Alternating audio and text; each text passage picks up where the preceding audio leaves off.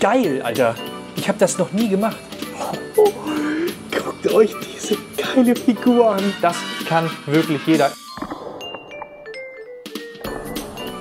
Und damit das nicht passiert, hat sich Prusa ein neues Material entwickelt. Impact 65 Black. Das soll die Lösung des Problems sein. Hallo Freunde und herzlich willkommen zu einem ganz neuen Sonntagsupdate hier aus meiner Werkstatt. Ich bin Laurens alias der Wunderbursche und in einer meiner letzten Videos habe ich eine riesengroße Figur gedruckt und habe die tatsächlich mit einer Sprühdose lackiert. Und das hat euch gefallen, mir auch. Ich bin auf den Geschmack gekommen. Deswegen habe ich dieses coole Set von Prusa bekommen. Vielen Dank dafür, das wurde mir kostenlos zur Verfügung gestellt. Ich bekomme sonst kein Geld fürs Video. Und das hier ist das Prusa Starter Kit. Und mit diesem Set lassen sich kleine gedruckte Figuren bemalen. Keine großen Sachen. Dafür reicht die Farbe, glaube ich, nicht aus, denn da ist nicht allzu viel dabei. Aber dafür sehr detaillierte Figuren. Und hier sprechen wir auf jeden Fall in Figuren, die meistens aus dem SLA-Drucker kommen. Und die möchte ich in diesem Video gerne mit euch gemeinsam bemalen. Ich will mich daran tasten. Es gibt auch einen Paint-Kurs auf der Prusa Academy Seite. Das ist mit im Prusa Shop oben verlinkt. Da kann man dann raufgehen, da kann man sich diese verschiedenen Kurse einfach kaufen. Meistens sind sogar ein, zwei schon für euch freigegeben. Wenn ihr euch einen Drucker gekauft habt, kriegt ihr meistens sogar einen Kurs dazu. Und den könnt ihr dann machen. Und da gibt es halt auch diesen extra Paint-Kurs. Und da wird es dann genau erklärt. Auch den werde ich mir dann noch einmal genauer anschauen. Aber erstmal brauchen wir coole Figuren, die wir malen können. Und dafür brauchen wir natürlich einen SLA-Drucker. Und zufällig habe ich seit über 2 Jahren den Prusa SL1S, das ist schon die zweite Version von dem Harzdrucker von Prusa, mit der CW1S, das ist nämlich die passende Wasch- und Aushärtungsstation. Meine Geräte sind jetzt schon gut benutzt. Ich drucke damit nämlich jede Woche mehrere Aufträge. Und hier habe ich jetzt schon mal einen Testdruck vorbereitet und den möchte ich jetzt einmal rausholen und dann erkläre ich euch ein bisschen was dazu.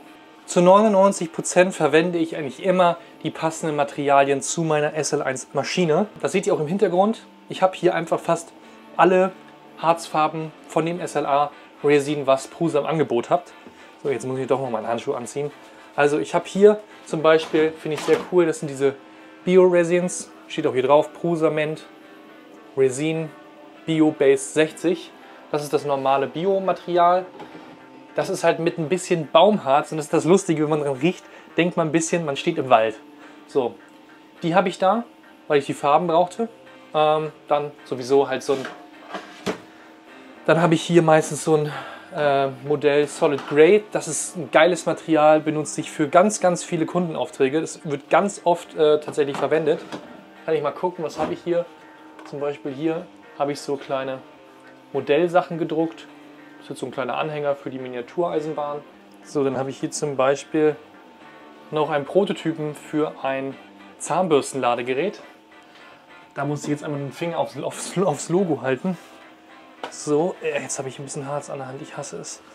Hätte ich mal einen Handschuh angehabt. So, genau, das ist eigentlich einer meiner Lieblingsmaterialien. Ich habe hier aber auch sowas wie Orange oder hier unten habe ich auch noch so ein spezielles Yellow. Oh Gott, jetzt fällt mir das gleich runter. Hier habe ich zum Beispiel noch 3 verschiedene Yellow-Töne. Normales Black, Sandstone, Flex 80 Black habe ich hier auch. Aber alle haben leider dasselbe Problem. Diese Figuren sind zwar super detailliert, aber sie sind halt super brüchig. Und das ist halt ziemlich schade, wenn man Stunden über Stunden die Figur bemalt und am Ende fällt sie womöglich runter. Und was das bedeutet, habt ihr jetzt gerade gesehen. Die Figur ist mir leider einmal runtergefallen. Und der Kopf, der Arm, das Gewehr, es ist alles abgebrochen. Und damit das nicht passiert, hat sich Prusa nämlich hingesetzt und hat ein neues Material entwickelt. Und das heißt Impact 65 Black. Und das soll die Lösung des Problems sein. Das ist nämlich ein Material, was minimal flexibel ist.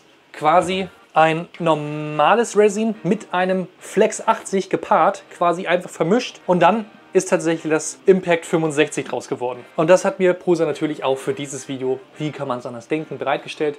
Natürlich, und das möchte ich in diesem Video jetzt einmal testen. Ich habe jetzt zum Vergleich noch einmal aus meinem Model Solid Grey 3 Figuren gedruckt und ich werde die gleichen Figuren jetzt auch nochmal aus dem Impact 65 Black drucken. Und dann werden wir das einmal vergleichen, werden beide noch einmal fallen lassen und werden sie im Endeffekt auch bemalen. Denn was ein bisschen doof ist an diesem Impact 65, es ist halt schwarz. Und wir werden schauen, was lässt sich besser bemalen, ein Solid Grey oder tatsächlich ein Black. So, aber damit wir das testen können, müssen wir jetzt zum ersten Mal das alte Harz da rausholen, zurück in die Flasche und das neue Impact-Material tatsächlich einmal einfüllen. Wer hätte es gedacht? So, jetzt gehen wir hier auf Druck. Lokal. Und jetzt ist er bereit. Wir können uns das jetzt gleich mal rüber schicken. Das ist die gleiche Datei, deswegen weiß ich, ich muss es jetzt bis 70% vollfüllen. So, das machen wir jetzt einmal hier. Ah, zack. Flasche aufdrehen.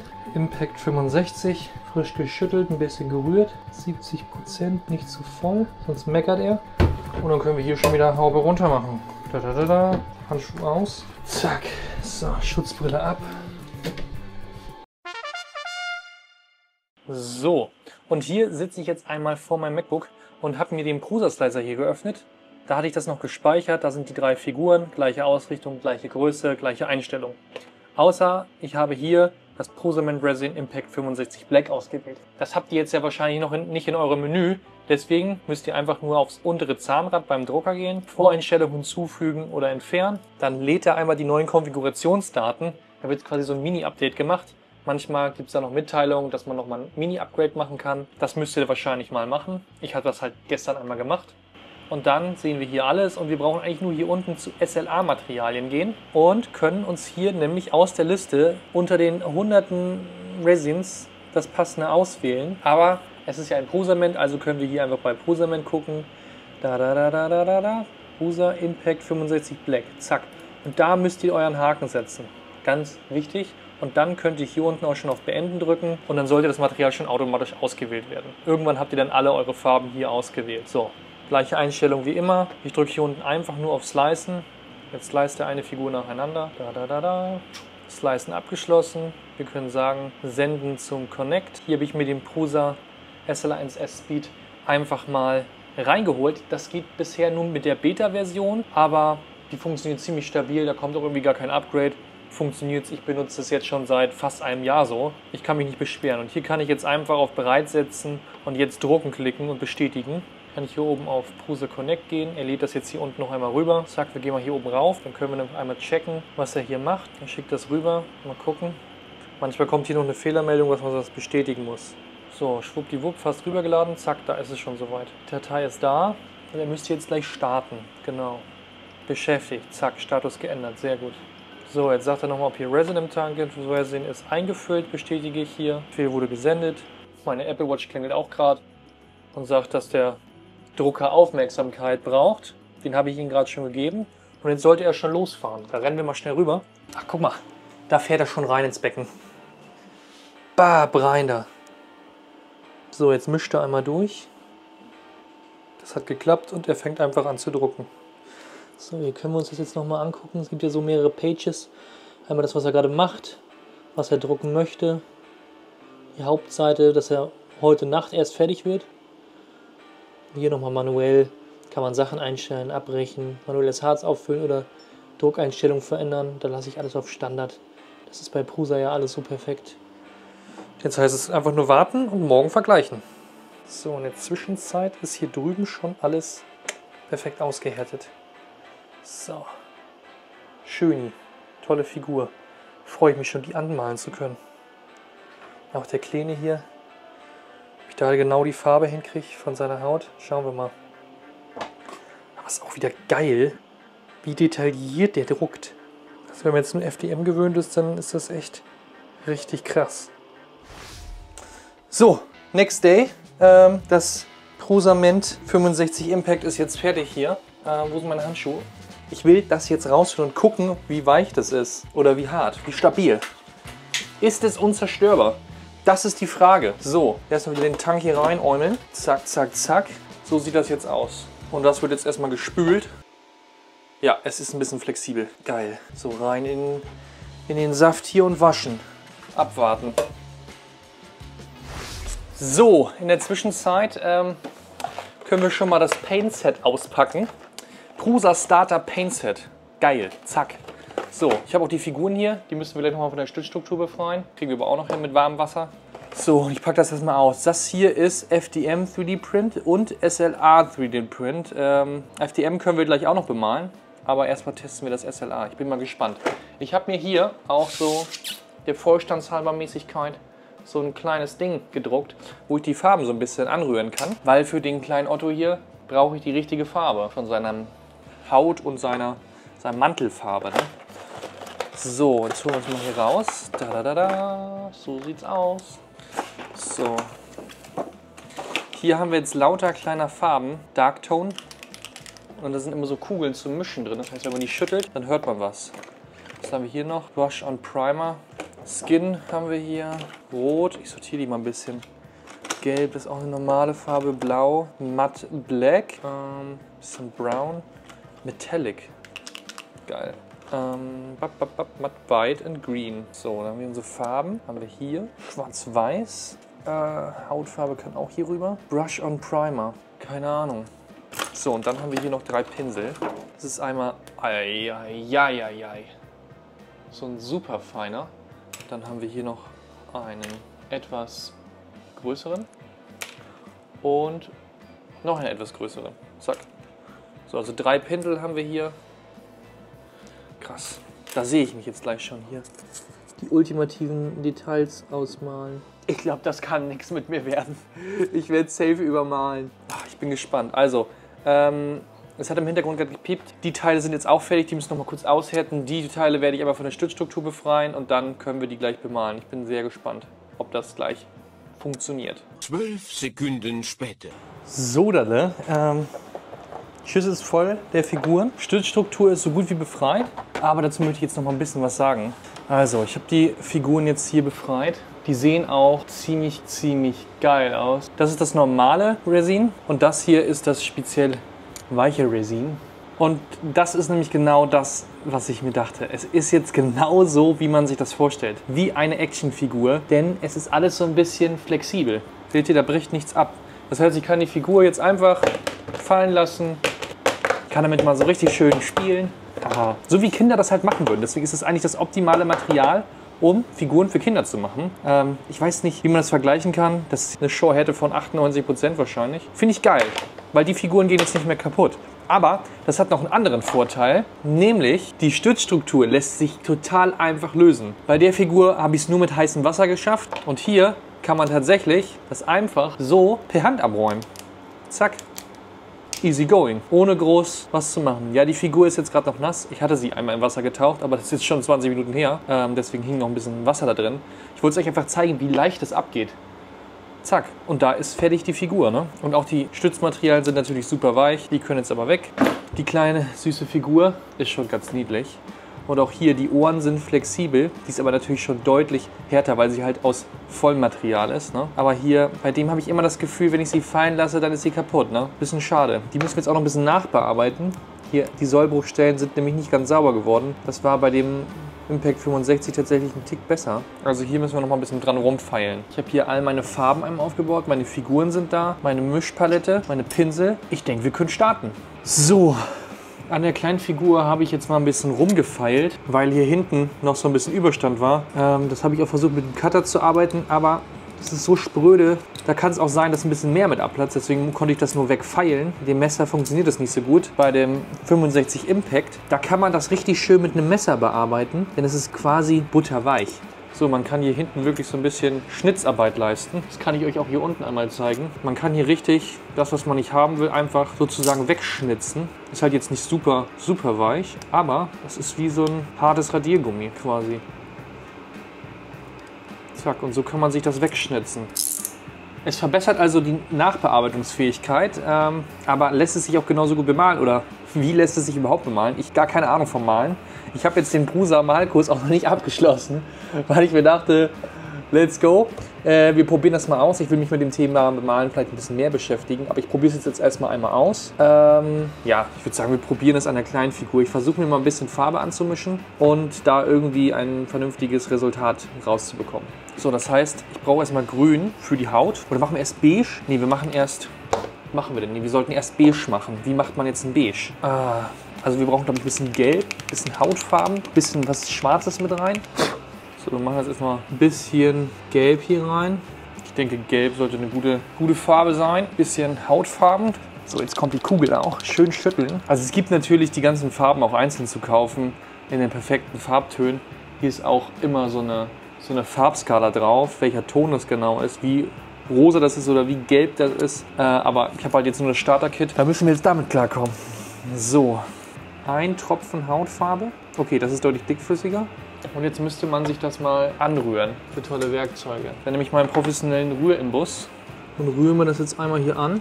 Okay, das wird nicht genug sein. Wir werden wohl einen Tropfen Schwarz brauchen. Warte mal, das ist Matte Black. Aber es gibt hier auch Dark Tone. Vielleicht ist Dark Tone eher das Richtige dafür. Oh. Ein Tropfen Schwarz da rein. Und vielleicht habe ich mich schon versaut. Alles zum Tönen. Sieht überhaupt noch nicht nach der Farbe aus, die ich haben will. Ach, wir müssen da so ein Programm fragen. Mein Freund, du, sag mal, ich versuche mir hier gerade so ein Beige anzurühren mit der Farbe. Und diese Farben, die habe ich hier zur Verfügung. Was muss ich denn jetzt noch da reinträufeln, damit das beige wird? Ich will nämlich diese kleine Mandalorian-Figur anmalen und dafür brauche ich genau den Ton der Jacke, in beige. Na klar, ich sehe deine Farben. Also, wenn du ein Beige anmischen willst, kannst du im Grunde mit dem Gelb, das du schon hast, anfangen und ein bisschen Weiß dazugeben, damit es heller wird.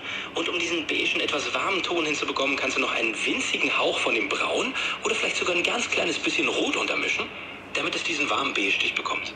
Einfach nach und nach rantasten, bis es ungefähr so aussieht wie die Jacke von der Figur. Jo, wir haben es gehört. Also einfach mal einen Tropfen Braun rein. Das ist ja auch gar nicht so schlecht, aber das ist so ein bisschen Kupfer. Das war's. Das ist braun. Da entsteht die Farbe, die ich haben will. Jetzt schön durchrühren. So, ich würde sagen, das ist doch ungefähr die Farbe. Viel besser bekomme ich das jetzt vielleicht gar nicht hin. Und damit bemale ich die Jacke jetzt einfach mal. Ich tupfe mal hier so rein. Und dann bemalen wir die Figur mal. Ich habe das halt noch nie gemacht. Ich habe mal früher getuscht in der Schule, aber so Figuren bemalen, das war noch nie meine Kunst. Ja gut, ich habe es auch noch nie ausprobiert. Das ist mein erstes Mal jetzt hier. Jetzt habe ich das O angemalt. So, das hat jetzt ja schon ganz gut funktioniert, aber den festzuhalten ist schwierig, wenn er noch feucht ist. Deswegen nehme ich mir jetzt hier so ein Edding und mache da ein bisschen Heißkleber hinten drauf. So einen schönen Punkt, zack. Und dann klebe ich mir den Otto einfach da so drauf. Und dann kann ich den jetzt viel, viel besser bemalen. Also ihr seht, es geht jetzt richtig los hier. Laurens fängt an zu basteln. Jetzt kann ich den hier viel, viel besser halten und bemalen.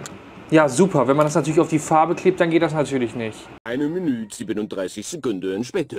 So, ich habe jetzt schon mal 2 Figürchen angemalt vom Mantel her. Und die sehen natürlich jetzt unterschiedlich aus von den Farben. Aber das liegt nicht daran, dass der Untergrund schwarz ist und der andere grau, sondern ich habe es einfach nicht geschafft, die gleiche Farbe nochmal hinzumischen. Ist nicht so schlimm. Könnt ihr mal in die Kommentare schreiben, welche Mantelfarbe eher dem Original entspricht. So, was aber wichtig ist, wir brauchen noch so ein paar Akzente, weil der obere Rahmen ist, glaube ich, ein bisschen heller oder dunkler. Deswegen mische ich jetzt noch mal ein bisschen Weiß in die Grundfarbe, die ich mir angerührt habe. Einen Tropfen Weiß da rein. So, und jetzt rühre ich das hier wieder unter, in der Hoffnung, dass es jetzt heller wird. Und es wird es. Und zwar sehr. So, und jetzt ist meine Idee, ich male hier nur den oberen Mantel an. Gut, das macht bei dem jetzt kaum einen Unterschied. Da habe ich jetzt doch die Farbe getroffen, die ich vorher haben wollte. Na toll. So, und jetzt wird es nämlich ein bisschen fummelig. Jetzt aufpassen, dass man auch wirklich immer nur das anmalt, was man anmalen möchte. Dafür habe ich ja eigentlich die feineren Pinsel. Warum benutze ich sie nicht? So, und jetzt kann ich hier alles schön fein bepinseln. Hier wird es jetzt mehr auffallen. Das ist natürlich auch eine Sache der Übung. Zack, übergemalt. Na toll. So, zack. Das ist schon ziemlich nervenaufreibend. Oh, hätte mir das mal einer gesagt, als ich vor 10 Jahren noch im Kunstunterricht gesessen habe, dass ich irgendwann mal hier solche Figuren anmale. Hätte ich gesagt, Alter, nee. Ne, es ist geil. Ich wollte es schon immer mal machen, aber es ist halt unfassbar aufwendig. Oh, jetzt habe ich schon wieder übergemalt. Das regt auf, ey. Ist auch super schwer abzuschätzen, wie viel man von welcher Farbe anrühren muss. Und das trocknet ja auch alles mit der Zeit. Ich habe mir extra so ein bisschen von der anderen Farbe noch separiert, dass ich da jetzt auch noch mal rangehen kann. Dann gehe ich nämlich hier ein bisschen rein, zack, zack, zack. Dann kann ich nämlich gucken, wo ich übergemalt habe, kann da noch mal nachpinseln. Das heißt, genügend Farbe separieren, dann Unterfarben mischen, aber man muss halt auch separieren. Ne? So, hier haben wir es jetzt ein bisschen versaut, da können wir es ein bisschen fixen. So, das sieht doch geil aus. Das ist jetzt meine Meisterleistung gerade hier. Krass, klar, das Gesicht ist mit angemalt, weil ich da oben rein wollte, aber leicht zweifarbig. Geil, jetzt können wir jetzt nächstes Mal das Grün anmischen. So, aber erstmal müssen wir uns die Frage stellen, wie waschen wir die Pinsel jetzt aus? Das ist eine gute Frage, da habe ich mir gar keine Gedanken drüber gemacht. Wie wäre es mit einem bisschen Isopropanol in so einem kleinen Schälchen? Warte mal, Isopropanol ist immer gut. So, ich sehe mich schon, ich werde noch so ein Malprofi. Gut, ich brauche jetzt erstmal noch mal ein bisschen Papier. So, schön aussutschen den Pinsel. Ich will mir ja nicht morgen einen neuen kaufen müssen. Der ist dann erstmal gesaved. So, jetzt den kleinen noch schnell ausspülen, weil den brauchen wir jetzt gleich. Der ist auch noch nicht so dreckig, weil der noch nicht so angetrocknet war. Nächste Aufgabe. Wir brauchen ein Grün. Jetzt mischen wir uns mal in der Nachbarpartei an. Also erstmal schütteln. So, zack. Da brauchen wir auch ein bisschen was von. Dann machen wir jetzt mal einen schönen großen See grün. Und jetzt soll das Ganze hier einfach heller werden. Also probieren wir einfach mal einen Tropfen Weiß mit reinzumachen. Ob das jetzt gereicht hat, wissen wir nicht. Unseren speziellen Rührstab. Und rühren jetzt erstmal wieder. Aber wahrscheinlich wieder jetzt zu viel, oder? Nee, das war es noch nicht. Noch mehr Weiß. Okay, wahrscheinlich rührt man das besser mit einem Pinsel an. Ja, mit einem Pinsel ist das leichter. Kommen wir doch immer mehr in das Grün, was wir eigentlich suchen. Minimaler Tropfen vielleicht noch. Das war, glaube ich, zu viel. Das muss die Farbe sein. Das könnte auch was werden. Wir machen mal einen Probestrich auf den Hinterkopf. Bisschen anders noch, aber ich denke, das sollte genug sein. Vielleicht können wir später noch mal so ein paar Details setzen. Ich bemal den jetzt erstmal super vorsichtig. Heilige Seekrausmakrele. Dass ich das noch erleben darf. Boah, jetzt hier die Konzentration. Wir dürfen nicht gegen das Beige kommen. Heilige Seekrausmakrele. Jetzt fange ich hier schon an zu singen. So, erstmal schön hier alles vermatschen. Die Farben sind aber so geil deckend. Deswegen kann man auch ruhig immer überall übermalen, dann Schicht für Schicht auftragen. Deswegen male ich jetzt auch wieder über die Augen rum, weil ich schön in die Augenbrauen und Falten reinkommen möchte. Schön die Zuckerschnude hier. Jetzt mal die ganze Glatze voll machen. Ja, so konzentriert war ich lange nicht mehr. Top, da habe ich jetzt so viel Farbe genommen, dass auch die ganzen Details verschwinden. Top, top, top. Also einen Blumentopf werde ich damit nicht gewinnen, aber auf dem Modell ist Farbe. Weniger ist hier vielleicht auch mehr. Zack. Oh, jetzt kommen wir wieder zur heiklen Stelle hier vorne. Fast zu aufregend hier. Hätte ich die Klimaanlage nicht an, dann würden mir jetzt die Schweißperlen runterlaufen. Junge, Junge, Junge. Hat aber auch was Meditatives. Oh, das wäre mir fast aus der Hand gefallen.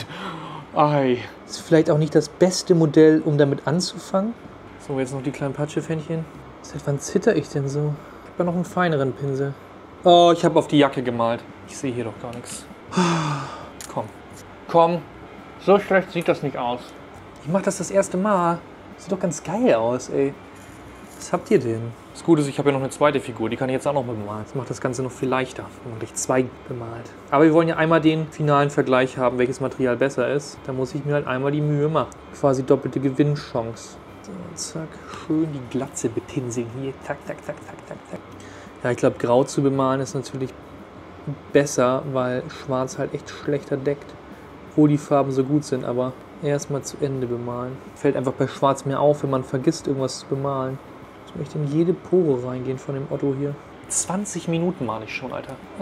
Jetzt kommen wir mal zu den Details, nämlich die Augen. Den Rest muss man nochmal nachpinseln. Probiere mich jetzt mal an den Augen. Dann nehmen wir einfach Matt Black. Da brauchen wir echt nur einen Tropfen von, glaube ich. Zack, hier rein.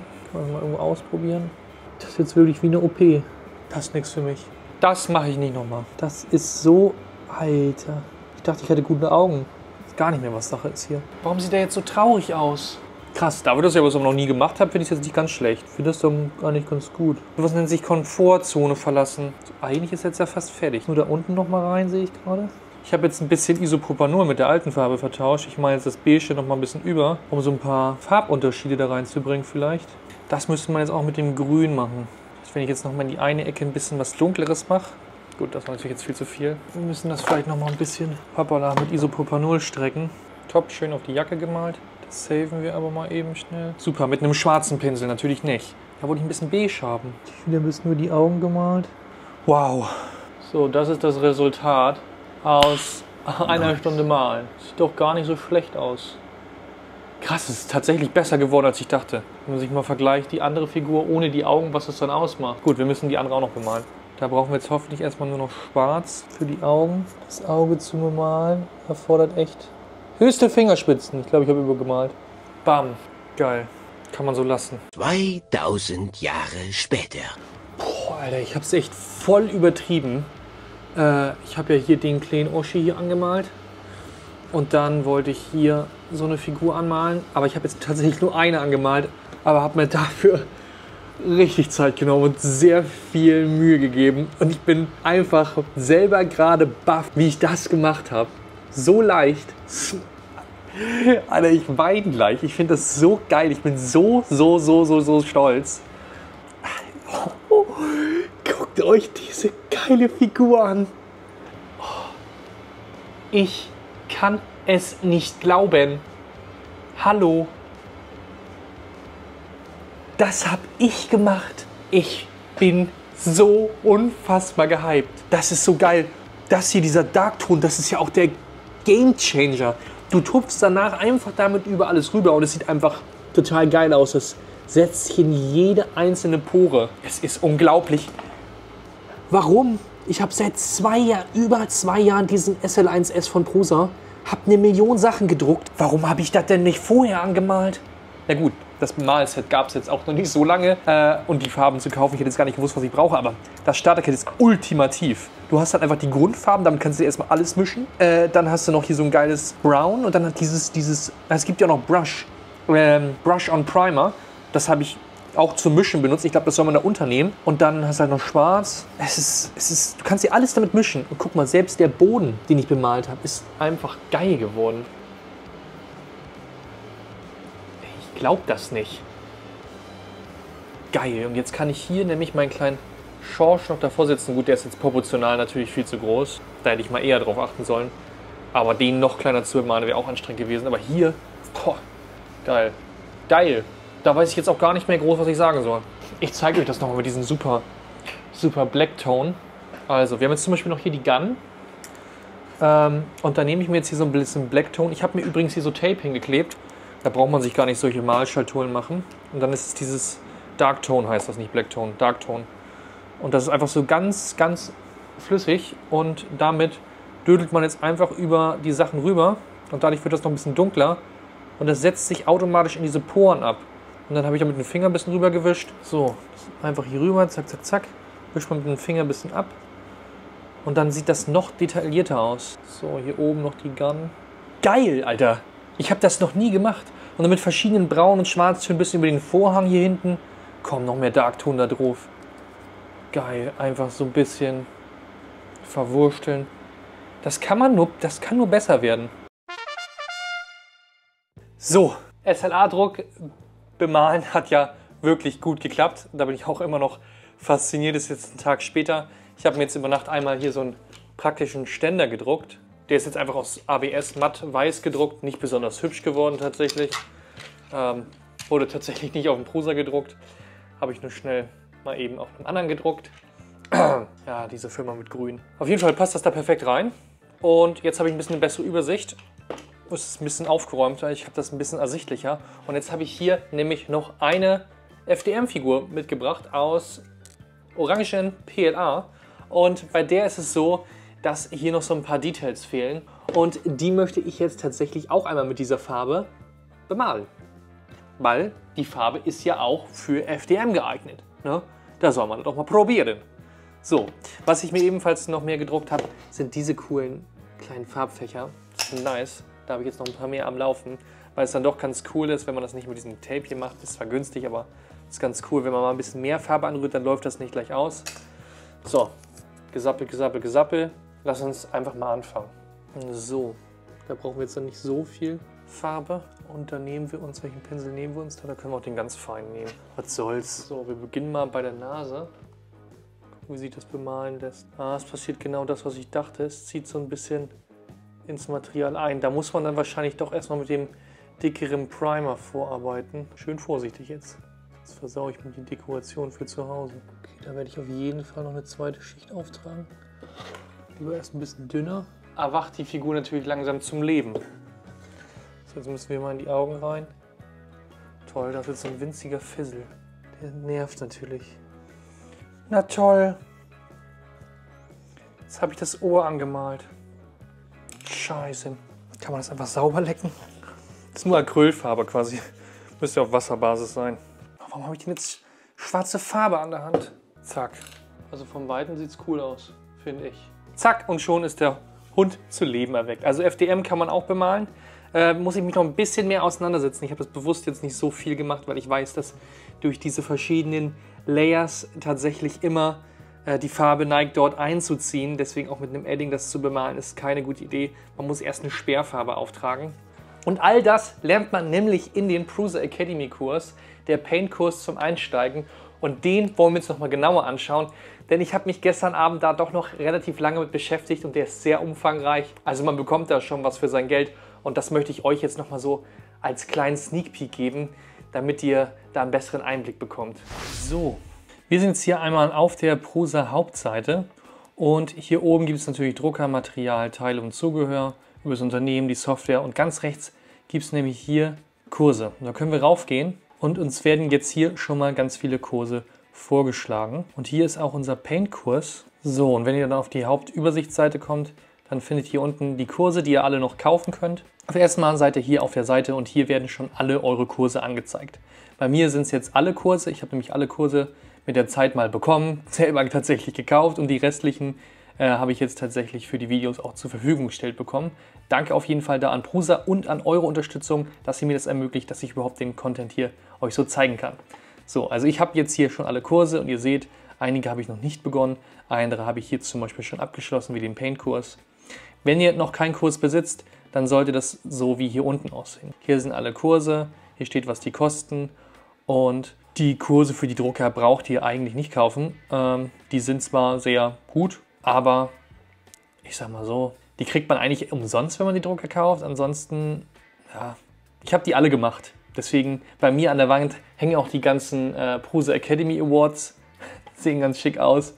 Aber ob man damit jetzt wirklich was drauf hat, weiß ich nicht. Auf jeden Fall finde ich die Kurse ganz gut. Macht die auf jeden Fall, wenn ihr Einsteiger seid. Interessanter sind dann jetzt die Kurse, die ja auch ein bisschen teurer sind, weil da wird tatsächlich wirklich Wissen vermittelt. Deswegen seht ihr auch den Preis von fast 27 €. Ist nicht ganz günstig, finde ich. Ich dachte erst, oh, wofür 27 €? Aber ich habe den Kurs. Ich kann euch jetzt mal einen kleinen Einblick zeigen. Zack, wir gehen hier einfach mal rein. Ich weiß jetzt nicht, ob ich euch das zeigen darf, aber ich zeige euch mal kleine Einblicke. Hier ist auf jeden Fall erstmal das Intro. Hier wird vieles beschrieben. Was ganz klar hier schon mal vorweg gesagt wird, ist, wir lernen hier, wie wir ein FDM-gedrucktes Fahrzeug komplett bearbeiten, vorbereiten, lackieren, nachbearbeiten und auch wieder zusammenbauen. Das wird hier alles Schritt für Schritt erklärt. Unter anderem wird hier nochmal ein Alpaka angemalt. Sehr interessant. Und hier unten noch so ein Schwert mit verschiedenen Facetten und Absetzungen, mit Mustern von Holzfasern und Spiegelung. Alles wird dort erklärt und das Ganze ist hier echt extrem aufgefächert. Es gibt 10 Kapitel und jedes Kapitel hat nochmal teilweise fast 10 Unterkapitel. Es ist wirklich, wirklich sehr, sehr detailliert, weil jedes Kapitel ist halt richtig Information.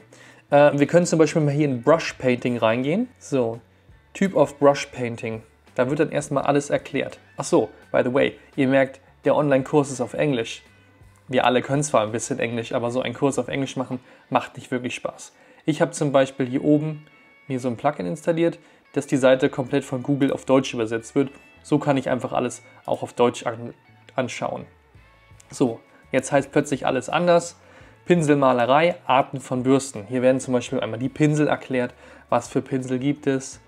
Schon mal interessant, weil ich kannte mich auch nicht aus mit Pinseln. Und dann wird hier zum Beispiel auch die Bürstenpflege erklärt, weil meine Bürsten sind jetzt schon ein bisschen angeludelt.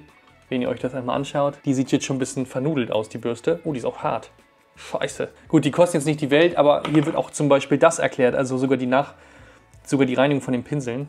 Aber hier wird zum Beispiel detaillierter Feinschliff, wie man zum Beispiel irgendwelche Facetten besser rauskommen lässt. Das ist jetzt viel über Pinsel, aber es wird ja auch super viel, zum Beispiel über den Landy Mini hier unten. Da wird halt super viel erklärt, wie man tatsächlich ein normal gedrucktes Modell, was schon cool aussieht, tatsächlich dann auch nachbearbeitet. Aber selbst ich sehe gerade sogar die Druckoptimierung wird hier erklärt, wie ich das auf Platten aufteile, wie ich irgendwelche Sachen schneide, damit es gleich besser gedruckt werden kann.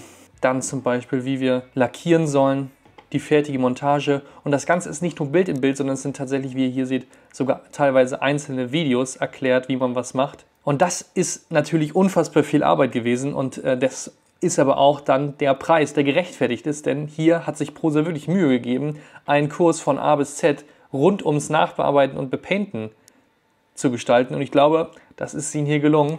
Und wenn ich diesen Kurs jetzt noch nicht belegt hätte, dann hätte ich ihn spätestens jetzt abgeschlossen. Selbst hier große Teile zeigen sie, wie man das nachbearbeitet. Alternative Methoden, wie man das mit Aceton vielleicht noch nachbearbeitet. Sandbrushing, es wird alles erklärt, welche Schleifpapiere man braucht. Es ist einfach ziemlich cool, weil hier super viele Tipps gegeben werden. Unter anderem sind auch ganz viele Links zu Seiten auf Printables, wo ihr zum Beispiel dann euch solche Ständer zum Beispiel drucken könnt. Oder Hilfen, um die Pinsel auszuwaschen. Halterung für die Modelle. Es ist alles all in one in diesem Programm drin. So, jetzt kommen wir aber noch zu einer ganz wichtigen Geschichte. Ich habe euch nämlich versprochen, dass wir das normale Resin vom Prusament gegen das 65er testen. Und wir haben ja noch 2 Figuren. Tut weh, machen wir aber für die Wissenschaft. Ich habe hier 2 identische Figuren und die werde ich jetzt einmal runterfallen lassen. Auf den Boden. Ich habe es vorhin schon mit einer alten Figur gemacht. Das sind 2 komplett heile Figuren. Die eine ist halt aus dem 65er und die andere ist halt aus dem normalen. Da kann ich jetzt nicht groß dran rumbiegen, dann bricht sie gleich.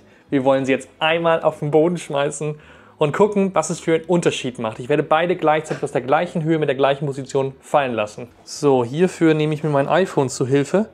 Das muss ja eine Slow-Mo-Aufnahme machen können. Zack, HD machen wir das nur, das wird reichen. So, für die Wissenschaft. Das ist ja normale Handhöhe. Ich lasse jetzt beide fallen. 3, 2, 1.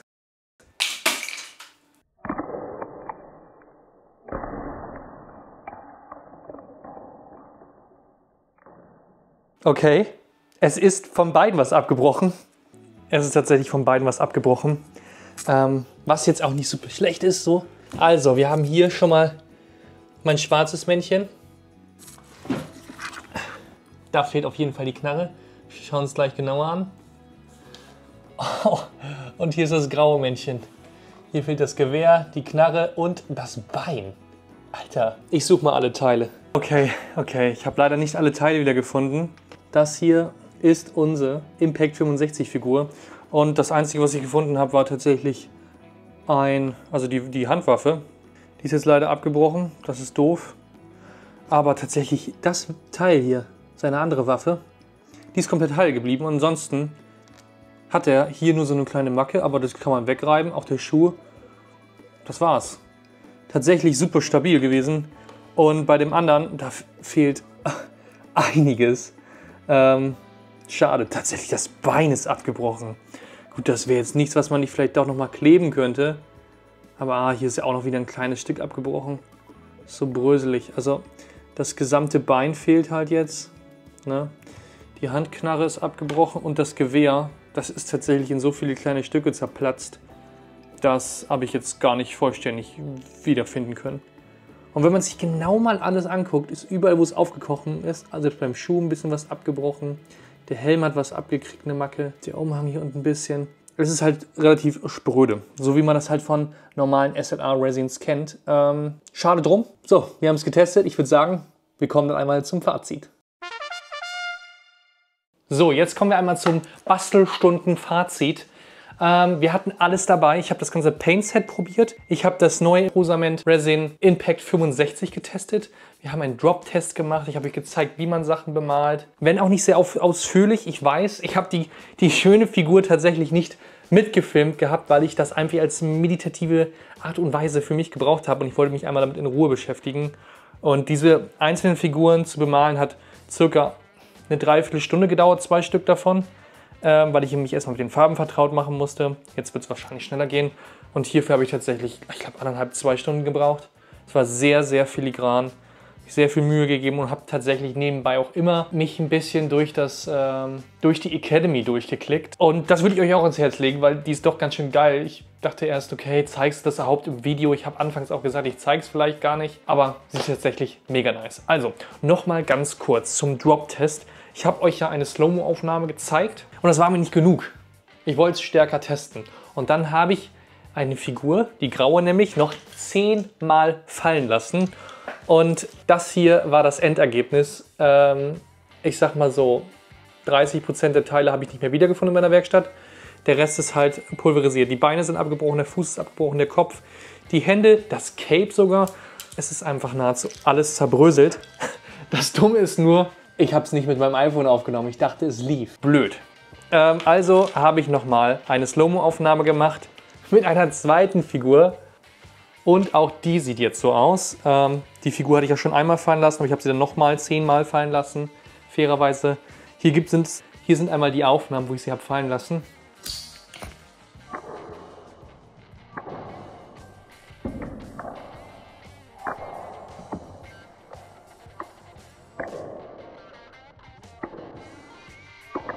So, ab dem 6., 7. Mal passiert dann eigentlich nicht mehr so viel, weil die Teile dann doch so leicht sind, dass nicht mehr viel passiert. Das gleiche habe ich aber auch nebenbei mit der schwarzen Figur gemacht. Auch die habe ich 10 Mal fallen gelassen. Und es ist tatsächlich so gut wie gar nichts mehr abgebrochen. Die zweite Waffe ist abgebrochen, die Handwaffe ist abgebrochen, aber ansonsten ist die Figur komplett ganz. Und das kann ich jetzt auch euch nochmal beweisen. Und auch dieses Mal ist die Figur ganz geblieben. So, jetzt habe ich hier einen Haufen Sondermüll tatsächlich, leider. Naja, gut, alles für die Wissenschaft. Mein Fazit zum Paint-Set ist 9 von 10 Punkten, finde ich ziemlich geil. Das Einzige, was mich gestört hat, ist, dass es eigentlich alles drin war, nur eine kleine Anleitung nicht. Ich hätte gerne noch mal eine Beschreibung gehabt. So ein Grundstart-Guide, irgendwie so ein kleiner Zettel, wo so ein paar Hinweise drauf sind. Die Farbe kann das, weil ich weiß bis heute nicht so genau, wofür das Brush-on Primer genau ist. Ich habe es zum Abtönen benutzt. Also das hätte hier drin noch gefehlt, das war bei mir irgendwie nicht drin. Ist auch in der Regel nicht drin, habe ich mir sagen lassen. Ansonsten ziemlich nice. Das Set ist, finde ich, ziemlich günstig. Geiles Starter-Set. Wir haben alles, was wir brauchen zum Starten drin. 3 Pinsel, Abtönfarben, normale Farben. Damit können wir uns alle Farben hinmischen, wie wir wollen. Ziemlich cool. So, also das ist auf jeden Fall ziemlich nice. Kaufempfehlung von mir geht da an der Stelle auf jeden Fall raus. Und ich kann euch hier auch nochmal so ein einzelnes Fläschchen zeigen. Das ist jetzt nochmal ultimative Werbung. So heißt die Marke, die diese Farben herstellt. Gibt aber wahrscheinlich auch noch 1000 andere Hersteller. Auf jeden Fall von denen werde ich mir vielleicht nochmal die eine oder andere Farbe nachholen, damit man sich die nicht mehr anmischen muss. Finde ich ziemlich nice. Fazit zum Cruzament Impact 65. Naja, ihr habt gesehen, das Zeug ist super stabil. Genau das Richtige, um kleine Actionfiguren zu machen, die nicht so anfällig für den Bruch sein sollen. Und ich habe mir über Nacht tatsächlich auch schon eine größere Figur ausgedruckt. In dem Fall habe ich jetzt einmal Boba Fett ausgedruckt. Und hier oben hat er seine Antenne. Da sieht man es auch wieder. Die wird halt nicht kaputt gehen. Die ist halt so weich. Das ist so cool. Auch die werde ich die Tage vielleicht mal anmalen. Ich hoffe, ich finde da jetzt rechtzeitig mal wieder Zeit zu. Vielleicht mache ich auch einen Livestream, dann können wir es gemeinsam anmelden. Schreibt sonst gerne unten in die Kommentare, was ich denn noch so anmalen könnte. Und damit würde ich sagen, ich hoffe, euch hat dieses Video gefallen. Es war diesmal wieder was ganz anderes. Ich habe mal wieder ein bisschen gebastelt. Wäre fast so ein Sondervideo. Auf jeden Fall hat es sehr gut geklappt. Traut euch da draußen, holt euch das Paint-Set, holt euch den Kurs, beschäftigt euch damit. Das kann wirklich jeder. Ich bin wirklich kein Künstler. Ich habe zuletzt vor 10, 15 Jahren in der Schule irgendwie mal getuscht und hätte mir gesagt, dass ich das hinbekomme, hätte ich es demjenigen nicht geglaubt. Aber tatsächlich, wenn man will, kann man es und ich habe es geschafft. Ich bin happy. Ich kann es immer noch nicht glauben. Ich gucke seitdem ich sie angemalt habe, minutenlang immer wieder diese Figur an. Ich habe es meiner Familie gezeigt, meinen Freunden geschickt. Ich bin so happy. Ich finde das so geil. Ich liebe diese Figur. Wehe einer von meiner Familie lässt die fallen. Dann gibt es Ärger. So, das war's mit diesem Video. Gebt dem Video gerne einen Daumen nach oben, wenn ihr mich unterstützen wollt. Abonniert auch unbedingt meinen Channel. Kommentiert gerne das Video. Ich werde wie immer nach dem Video in den Kommentaren aktiv sein und eure Kommentare beantworten. Ich freue mich auf euch. Und ich sage wie immer, wir sehen uns bis gleich.